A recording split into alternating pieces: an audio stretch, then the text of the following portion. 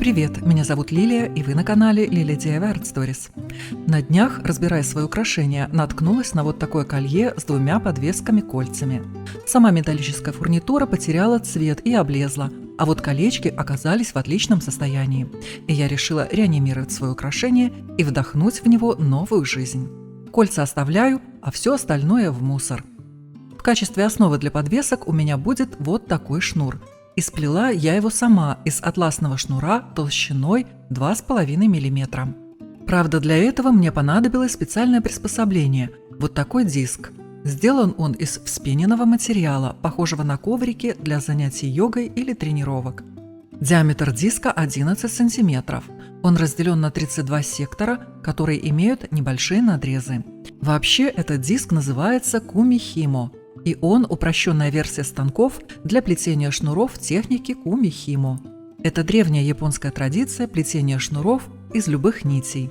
И для их изготовления используются специальные станки. Но сейчас придумали вот такую лайт-версию в виде диска для плетения круглых шнуров. Но в технике Куми-химо плетут и плоские шнуры. И для них используют уже другую форму простого приспособления в виде квадрата. Свой диск я покупала в Wildberries. Если вам интересно, то ссылку вы найдете под видео в описании. Кроме того, там вы найдете ссылки и на некоторые другие материалы. Как уже сказала, в основе у меня будет атласный шнур толщиной 2,5 мм. Я его тоже покупала в Wildberries, и ссылку тоже оставлю в описании. Плести буду из 8 шнуров, длина каждого 50 см. Но я нарезала только 4 шнура, увеличив их длину вдвое, то есть по 1 метру, так как каждый будет складываться пополам. На диске я буду ориентироваться на линии, которые образуют крестик. Эти линии указывают на цифры 1, 17, 9 и 25. Беру один шнурок, складываю его пополам. Сгиб шнурка ориентирую по центру диска и завожу один конец в разрез диска справа от цифры 1. Нижний конец шнура завожу в разрез у цифры 17, но уже слева. В итоге шнур располагается с наклоном вправо от вертикальной линии крестика на диске. Дальше вот такой нюанс. На конце сплетенного шнура хочу сразу закрепить соединительное колечко. Оно для того, чтобы дальше можно было собирать колье.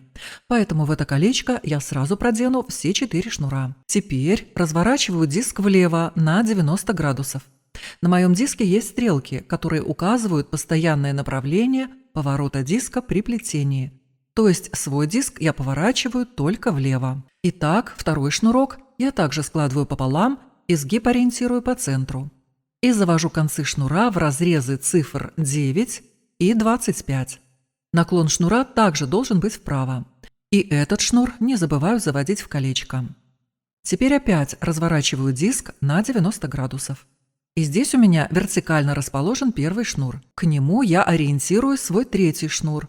Располагаю его с наклоном уже влево, то есть концы завожу в рядом находящиеся слева надрезы на диске.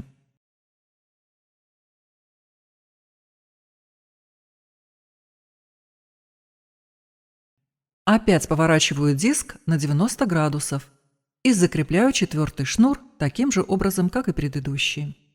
В итоге получаются два длинных крестика, расположенных перпендикулярно друг к другу. Располагаю диск так, чтобы первый шнур или цифра 1 на диске была сверху, и плетение начинаю с первого шнура. Верхний его конец опускаю вниз и завожу в разрез между цифрами 15 и 16, то есть в рядом находящийся справа свободный разрез диска. Нижний конец шнура, а он у нас слева, поднимаю вверх и завожу в рядом находящийся разрез слева, то есть между цифрами 31 и 32. Теперь поворачиваю диск влево на 90 градусов. И здесь повторю то же самое. Сверху правый шнур опускаю вниз, закрепляю в свободном разрезе справа. Нижний левый шнур поднимаю вверх и закрепляю в разрезе слева от имеющегося там шнура. Диск снова поворачиваю на 90 градусов. Поворот делаю по стрелкам на диске. Опять повторяю.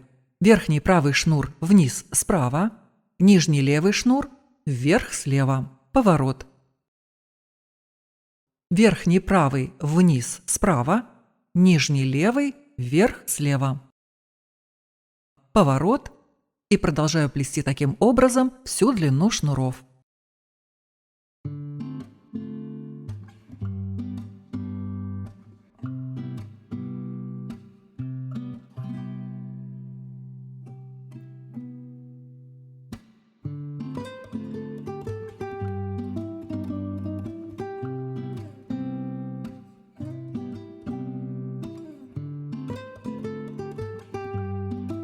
Со временем с обратной стороны начинает появляться готовый плетеный шнур.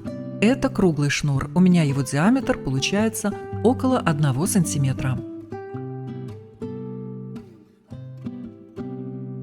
Когда концы шнуров стали совсем короткими, аккуратно снимаю плетение.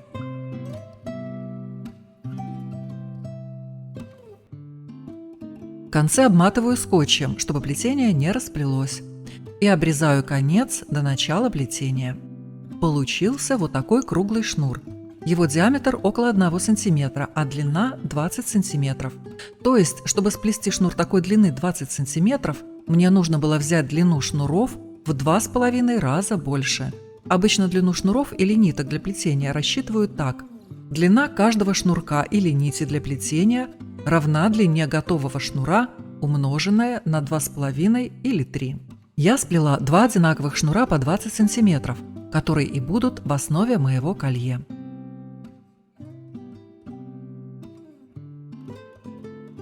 Разбираю старое колье. Оставляю только 2 декоративных кольца, они в отличном состоянии, остальное в мусор. Также мне понадобится несколько бусин черного и золотого цвета, нитки мелких стеклянных бусин, а также фурнитура для бижутерии, концевики, застежка, гвоздики-пины, мелкие обжимные бусинки-кримпы, разделительные колечки.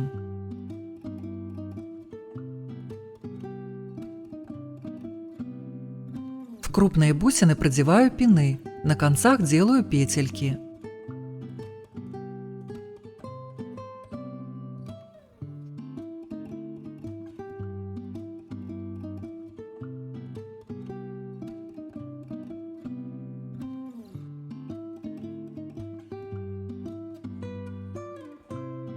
И с помощью соединительных колечек собираю цепочку из бусин и декоративных колец.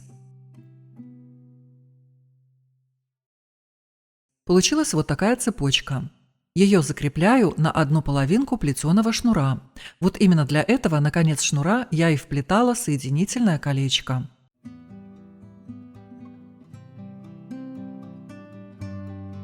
На второй шнур закрепляю бусину. По центру будут располагаться 5 ниток маленьких золотистых бусин. Я их нанизала в цепочки, каждая длиной по 42 сантиметра. Бусины размером 4 миллиметра. Бусины можно собрать на леску, но у меня они собраны на ювелирный металлический тросик диаметром 0,34 мм. Все концы нити с бусинками будут крепиться к маленькому колечку диаметром 1,5 см. Оно неразъемное. А с другой стороны колье все нити будут проходить через большое декоративное кольцо.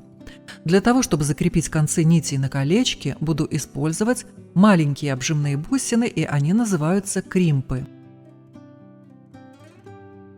С одной стороны я уже закрепила нитку на кольцо, а теперь завожу нить через большое кольцо и конец закрепляю на маленьком колечке. Нанизываю кримп, провожу конец в колечко, возвращаюсь опять в кримп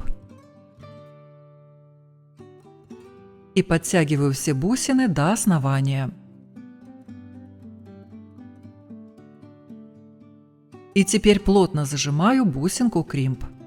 Оставшийся кончик проволоки завожу в несколько бусин, а затем кончик тросика отрезаю.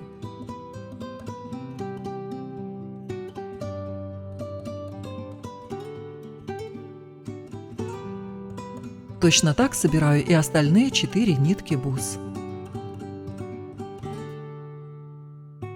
В небольшой золотистой бусине я закрепила пин, свернув 2 петельки по краям. Этой бусиной соединяю 2 получившиеся половинки колье.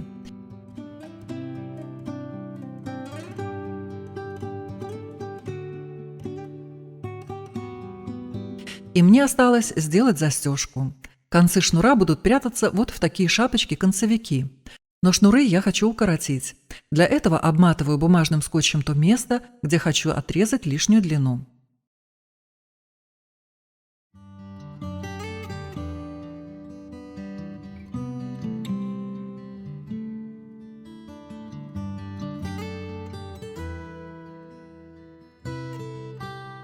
Отрезаю и конец запечатываю термоклеем.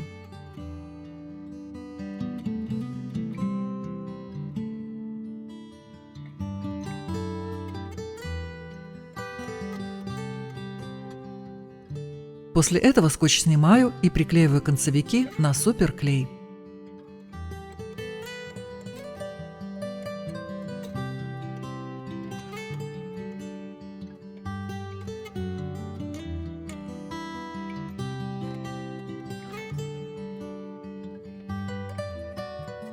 И теперь навешиваю замочек с одной стороны и колечко с другой.